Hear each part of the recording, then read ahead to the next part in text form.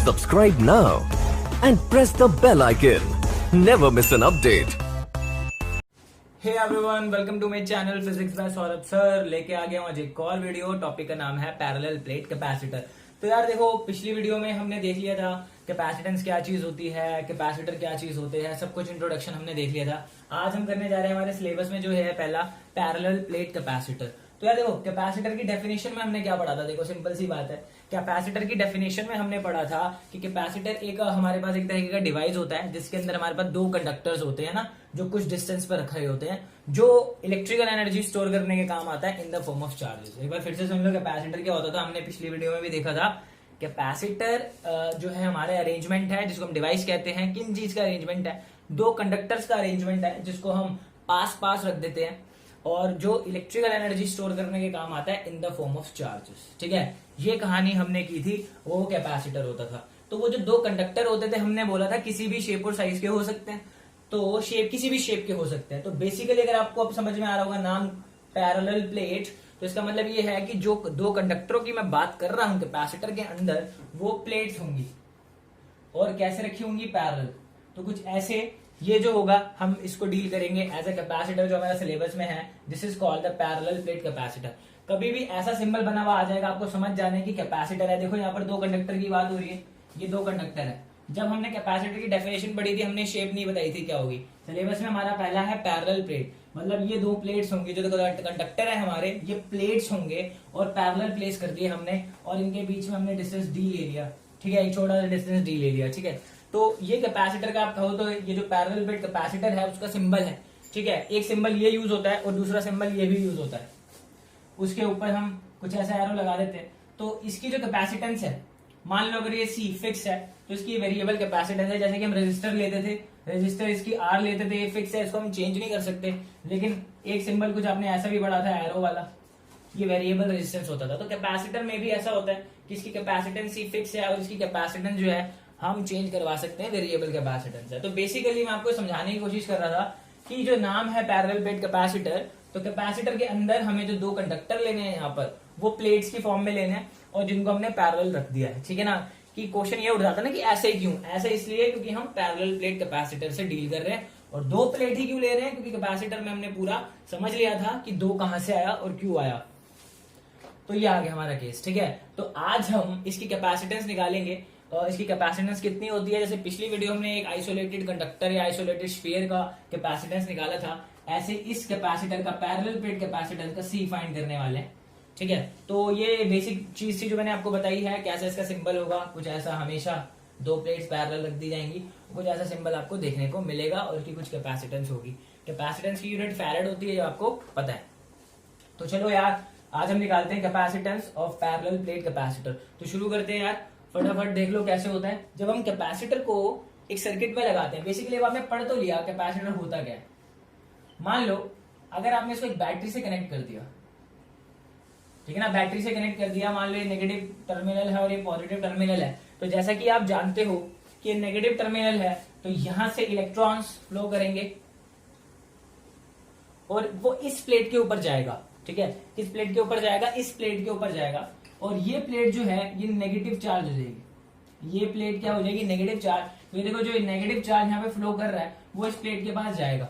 ठीक है, तो ये प्लेट हमारी नेगेटिव चार्ज हो जाएगी। ठीक है, अब ड्यू टू इंडक्शन, इंडक्शन हमने फर्स्ट चैप्टर में किया था। इंडक्शन से होगा क्या? इसकी अंदर वाली प्लेट पर, इसकी जो अंदर वाली प्लेट है इस पे पॉजिटिव चार्ज आ जाएगा और इसकी जो बाहर का जो सरफेस है उस पे नेगेटिव चार्ज आ जाएगा। एक बार फिर से सुन लो, ये जो नेगेटिव चार्ज है, ये नेगेटिव चार्ज फ्लो करके इस प्लेट पे पहुंचेगा। ये प्लेट जो है इंड्यूस करवा देगी चार्ज पॉजिटिव अंदर वाली साइड की तरफ, और अगर अंदर वाली साइड पॉजिटिव है तो बाहर वाली साइड नेगेटिव होगी, और ये जो नेगेटिव चार्ज है उसको खींच लेगा ये बैटरी का पॉजिटिव टर्मिनल। अंदर वाली साइड पॉजिटिव, बाहर वाली साइड नेगेटिव, नेगेटिव को खींच लिया हमारे पॉजिटिव टर्मिनल ने। तो ये ध्यान से देखो, जब ये नेगेटिव इधर शिफ्ट हो जाएगा तो ये जो था ये पॉजिटिव चार्ज हो गया, ये वाला जो प्लेट था नेगेटिव चार्ज हो गया, और जो चार्ज है ऐसे बैटरी के थ्रू ऐसे घूमता रहेगा। ठीक है ना, तो ये नेगेटिव देगा, इसको नेगेटिव बनाएगा, फिर ये पॉजिटिव हो जाएगा, ये नेगेटिव इसको खींच लेगा, ये नेगेटिव यहां से आ जाएगा, पॉजिटिव इसको खींच लेगा, तो नेगेटिव अट्रैक्ट हो जाएगा पॉजिटिव टर्मिनल से, फिर नेगेटिव। तो ये जो सिलसिला है ये चलता रहेगा। और आप जैसा देख रहे हो इस सिलसिले में हो क्या रहा है इस सिलसिले में हो ये रहा है कि ये जो प्लेट्स हैं इस पे अपोजिट और इक्वल चार्जेस इंड्यूस होते चले जा रहे हैं विद टाइम।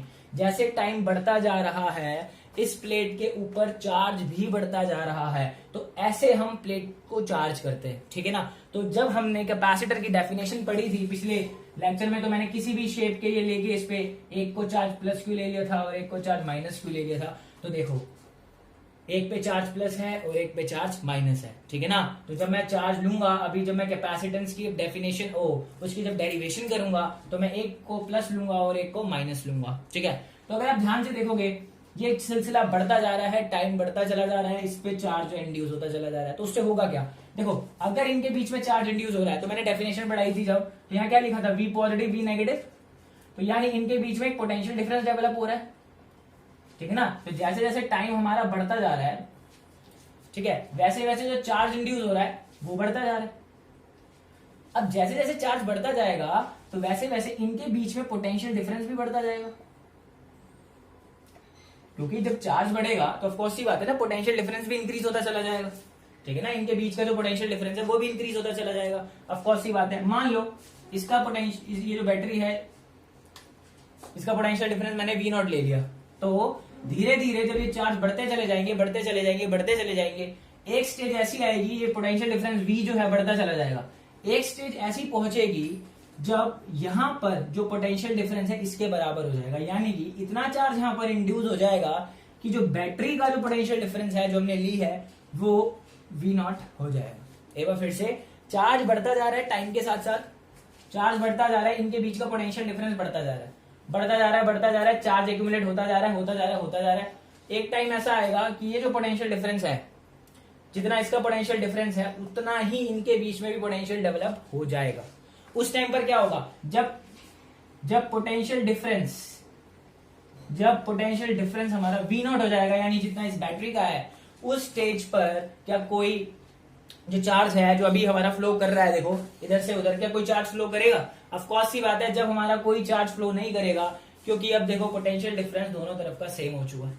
तो अब कोई भी चार्ज फ्लो नहीं करेगा तो हमारा जो चार्ज है वो फ्लो नहीं करेगा, ठीक है। उस स्टेज को हम बोलते हैं स्टेडी स्टेट, उस स्टेज को हम बोलते हैं स्टेडी स्टेट। तो स्टेडी स्टेट में हमारा जो चार्ज है फ्लो होना बंद कर देगा, ठीक है। स्टेडी स्टेट में हमारा चार्ज फ्लो होना बंद कर देगा और जो कैपेसिटर है वो फुल्ली चार्ज हो जाएगा।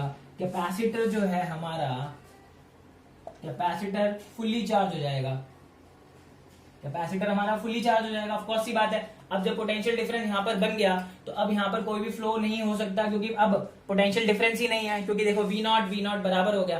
तो अब यहाँ पर जो कैपेसिटर है वो फुल्ली चार्ज हो चुका है, तो अब कोई चार्ज एक्यूमुलेट यहाँ पर नहीं होगा, कैपेसिटर फुल्ली चार्ज हो चुका है। तो स्टेडी स्टेट पर जाकर हमारा कैपेसिटर फुल्ली चार्ज हो जाता है। तो जब फुल्ली चार्ज हो गया तो चार्ज की भी कुछ ना कुछ वैल्यू होगी वहां पर। तो पिछली क्लास में हमने क्या पढ़ा था, चार्ज होता है वो किसके बराबर होता है, कैपेसिटेंस इनटू पोटेंशियल। अब चार्ज हम निकाल रहे हैं, this is maximum charge, let's say Q not, capacitance C है, हम नहीं जानते बट ले लो, उसको कंसीडर कर लो, और जो पोटेंशियल है वो कितना हो गया V नॉट। तो ध्यान रखना स्टेडी स्टेट पे चार्ज मैक्सिमम होता है, स्टेडी स्टेट पर हमारा जो चार्ज है वो मैक्सिमम होता है, जिसकी वैल्यू होती है CV नॉट। और ये जो V नॉट होता है ये वही होता है जिसकी आपने बैटरी लगाई है, और वही पोटेंशियल इसके बीच में भी डेवलप होता है। बच्चे कंफ्यूज हो जाते हैं जब वो स्टेडी स्टेट पे चार्ज की वैल्यू पूछता है, तो वो कहते हैं हमें तो इसका वोल्टेज मतलब पोटेंशियल डिफरेंस दिया ही नहीं कैपेसिटेंस का, तो हम चार्ज कैसे निकालेंगे। तो ध्यान रखना स्टेडी स्टेट पे पोटेंशियल डिफरेंस वही होता है जो हमारा बैटरी का है। ऑफ कोर्स सी बात है वही होगा, क्योंकि उससे ज्यादा तो हो नहीं सकता, क्योंकि अब स्टेडी स्टेट आ चुकी है, तभी स्टेडी स्टेट आई है, तभी इनका पोटेंशियल डिफरेंस सेम हुआ है, तभी तो स्टेडी स्टेट आई है।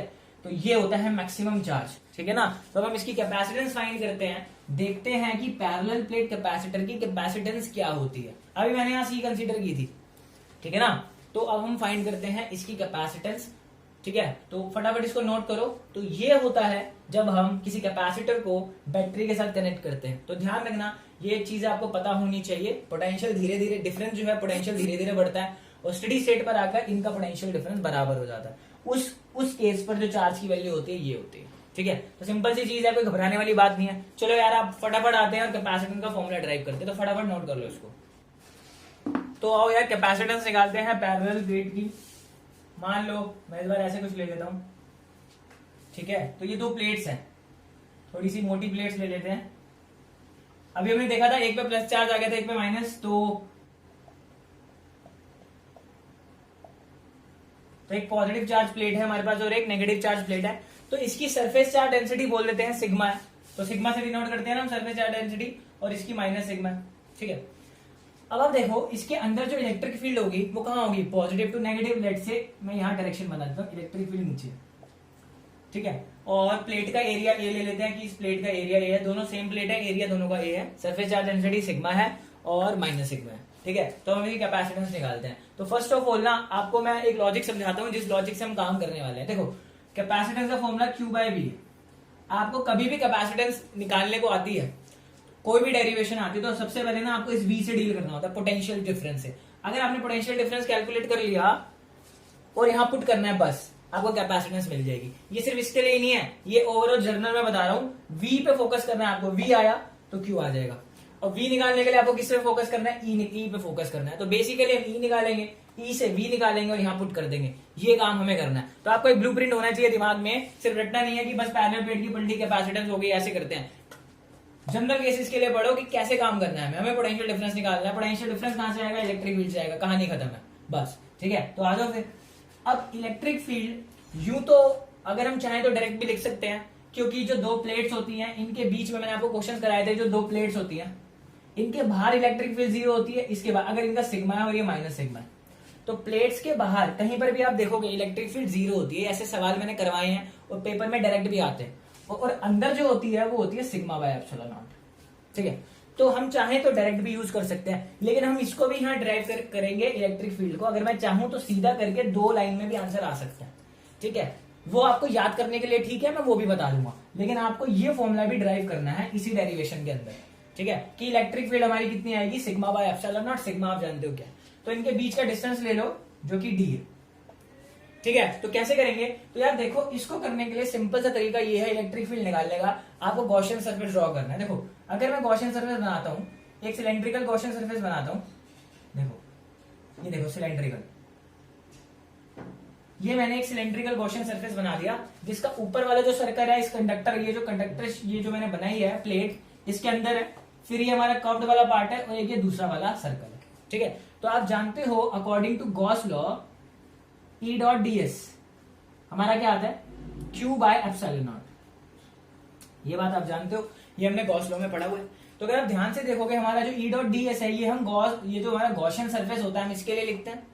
तो अगर आप देखोगे हमारा जो गॉसियन सरफेस है ये तीन पार्ट में डिवाइडेड है, एक ये वाला ऊपर वाला सर्कल, एक ये नीचे वाला सर्कल, और एक ये कर्व्ड वाला पार्ट। तो अगर आप ध्यान से देखोगे, जब मैंने आपको कराया था तो हम ये एरिया वेक्टर लेते थे, जो एरिया वेक्टर है उसकी डायरेक्शन क्या होती है, सरफेस के परपेंडिकुलर। तो इस सरफेस का एरिया वेक्टर कहां होगा, n1 कैप ऊपर, इसका कहां होगा n2 कैप इधर, या फिर इसके लिए इधर, और इस वाले के लिए कहां होगा n3 कैप इधर। सिंपल। तो अगर आप इसको चाहो तो तीन पार्ट में ब्रेक कर सकते हो, क्योंकि हमारे जो सरफेस है वो तीन पार्ट में बटा हुआ है। तो आप इसको तीन पार्ट में लिख दो, यहाँ पर E dot ds plus E dot ds plus E dot ds। हमने इसको तीन पार्ट में डिवाइड करके लिख दिया, हमने इसको तीन पार्ट में डिवाइड करके लिख दिया है। इसको लिख दो 1, इसको लिख दो 2 और इसको लिख दो 3। तो देखो फर्स्ट के लिए, देखो ये फर्स्ट है। अगर देखो अगर मैं यहाँ पर इलेक्ट्रिक फील्ड ये अंदर आ गया कंडक्टर के, जो प्लेट है यार ये कंडक्टर ही तो है, अब इस प्लेट के अंदर है हम, और इस प्लेट के अंदर इलेक्ट्रिक फील्ड क्या होती है, जीरो। आप जानते हो कंडक्टर के इनसाइड इलेक्ट्रोस्टैटिक कंडीशन के अंदर इलेक्ट्रिक फील्ड जीरो होता है। तो ये वाला पार्ट हमारा जीरो हो गया क्योंकि इलेक्ट्रिक फील्ड जीरो है। तो फर्स्ट वाले पार्ट को हटा दो, ये अंदर जीरो। सेकंड वाले पार्ट को अगर आप देखोगे तो वो ये। तो मेरे दोस्त इलेक्ट्रिक फील्ड और एरिया वेक्टर को अगर आप ध्यान से देखोगे तो जब ये हटेगा तो कॉस थीटा भी आएगा, क्योंकि E डॉट ds है तो E ds कॉस थीटा। अब देखो इलेक्ट्रिक फील्ड कहां जा रही है, नीचे, तो एंगल कितना है 90 डिग्री। तो यहां पे अगर मैं बोल दूं थीटा इक्वल टू 90 डिग्री है, तो ये वाला भी इंटीग्रेशन जीरो हो जाएगा। इसमें तो इलेक्ट्रिक फील्ड जीरो थी और इसमें थीटा 90 है। देखो इलेक्ट्रिक फील्ड और एरिया वेक्टर के बीच में एंगल 90 है, और यहाँ पे कॉस थीटा भी आएगा जब डॉट हटेगा, तो कॉस 90 क्या होता है, जीरो। तो वो आप स्टेप लिख के कर देना। तो फिर बचा क्या है हमारे पास, सिर्फ ये तीसरा वाला बचा है, तो इसको लिखेंगे सिर्फ हम। तो हम क्या लिखेंगे, E डॉट ds। इस पे एक और इंटीग्रेशन लगा लो क्योंकि हम एरिया का कर रहे हैं। ये क्लोज लूप में था तो इसलिए मैंने यहाँ लूप लगाई थी। यहाँ मैंने लूप इसलिए नहीं लगाई है क्योंकि मैंने इसको जो हमारा जो सरफेस था उसको ब्रेक करके लिख दिया है, इसलिए मैंने यहाँ लूप का इस्तेमाल नहीं किया है। ठीक है, लेते हैं E का मैग्नीट्यूड ds का magnitude cos 0 equal to q by epsilon naught. ठीक है, तो cos 0 1 होता है, इलेक्ट्रिक फील्ड को मैंने बाहर कर दिया। और जो ds है तो ds किसका इंटीग्रेशन होगा, हमारे थर्ड वाले पार्ट का। तो ये जो एरिया है हमारा, ये क्या है, पाई आर स्क्वायर, सर्कल है, तो this is pi are square equal to, अब q बाय एप्सिलॉन नॉट। देखो चार्ज पर यूनिट एरिया, चार्ज पर यूनिट एरिया इक्वल टू क्या होगा, सिग्मा। क्योंकि जब हम सिग्मा लेते हैं, जब मैंने आपको कॉन्सेप्ट बताए थे तो मैंने बताया था ये जो एरिया होता है ये गॉसियन सरफेस वाला एरिया ही हमें लेना है जो काम कर रहा है। तो हमारा गॉसियन सरफेस का एरिया कौन सा काम कर रहा है, ये वाला पाई आर स्क्वायर वाला काम कर रहा है।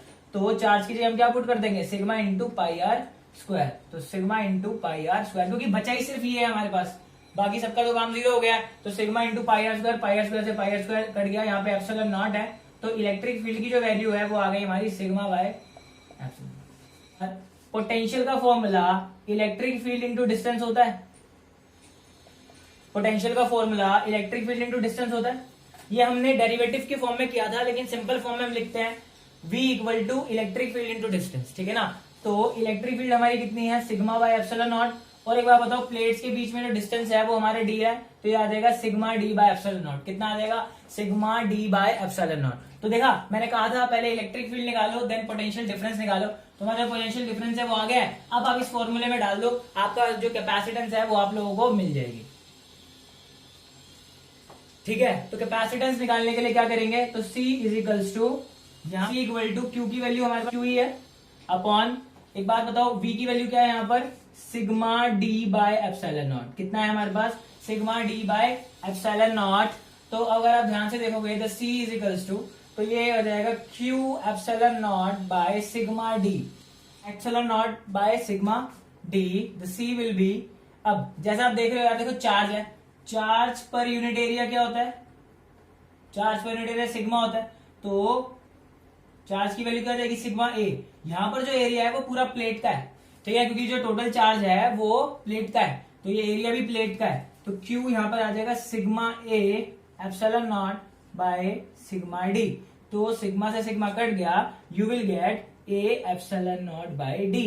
तो जो C होता है हमारा वो होता है A epsilon naught by D. ये होती है हमारी capacitance of parallel plate. Parallel plate जो कैपेसिटर होता है उसकी कैपेसिटेंस होती है A epsilon naught by D. ये प्लेट के एरिया पे भी डिपेंड करती है, डिस्टेंस बिटवीन द प्लेट्स पे भी डिपेंड करती है, और मीडियम पर भी डिपेंड करती है। ठीक है ना, तो ये हमारी कैपेसिटेंस होती है। सिंपल सी डेरिवेशन थी। इलेक्ट्रिक फील्ड हमने गॉस लॉ के जरिए निकाली, जिसमें सिर्फ एक सरफेस काम कर रहा था, पाई आर स्क्वायर दोनों तरफ आ गया, कट गया। फिर हमने V निकाल के उसको बेसिक फॉर्मूले में पुट कर दिया, और यहाँ थोड़ी सी कन्वर्जन कर दी, सिंपल कैपेसिटेंस। ठीक है, तो मैं ये कह रहा था अगर आप कभी भूल जाओ तो इलेक्ट्रिक फील्ड तो आपको पता ही है ना, प्लेट के बीच में क्या होती है, सिग्मा बाय एप्सिलॉन नॉट। तो वहां से आप 2 लाइन में आंसर निकाल सकते हो, ये आप ड्राइव ना करके, अगर भूल गए तो। अगर आपके एग्जाम में आती है तो यार पूरी करके दिखाना, मैं तो यही कहूंगा कि आप पूरी करके दिखाना, यहाँ से शुरू मत करना, टीचर का कुछ नहीं पता। तो होप करता हूँ आप लोगों को क्लियर हो गया होगा कैपेसिटेंस। तो हम यार वीडियो को ना पार्ट्स में करेंगे, एक पार्ट में अगले पार्ट में हम एनर्जी स्टोर का फॉर्मूला निकालेंगे, एक पार्ट में हम फोर्स का फॉर्मूला निकालेंगे। ठीक है, तो होप करता हूँ यार तुम लोगों को समझ में आया होगा कि कैपेसिटेंस कैसे निकालनी है और क्या इसमें काम है। और मिलते हैं नेक्स्ट वीडियो में, तब तक के लिए सेफ रहो, ध्यान रखो अपना, स्टे होम स्टे सेफ।